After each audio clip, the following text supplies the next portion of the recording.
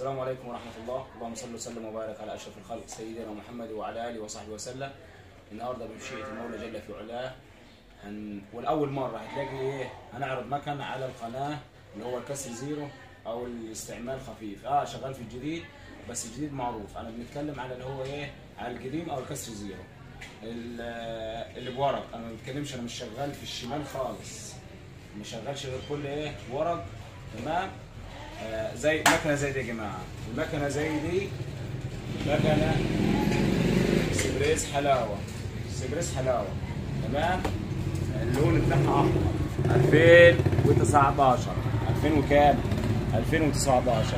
المكنه دي انا مفيمها مفيمها الفيم ده. المكنه ما غيرتش حاجه يا جماعه غير اللي هو العداد بس. العداد ده حبيت تشغله هتشتغل يشتغل عليه العادي والديجيتال، مفيش مشكله. تمام. اما المكنه بحالتها لا فك ولا فوق ولا تحت، الصوت بتاعها ناعم. تمام. وحاجه بسم الله ما شاء الله، حاجه على 10 على 10. هي عاوزه شويه غسيل، يعني لو تروح المغسله هتبقى 10 على 10. طبعا احنا الحلاوه طبعا غني عن التعريف. هنيجي للصوت برضو عشان خاطر لا البطال بصوا عشان خاطر البطال صوتها ناعم، حاجه فابريكا، حاجه 10 على 10. ويا ريت يا حسام تجيب الماتور مثلا برضه بالراحه عشان الناس برضه تشوف. هنفصل عشان بس الصوت والفيديو زي ما احنا شايفين. حاجه بسم الله ما شاء الله، حاجه كويسه خالص خالص خالص.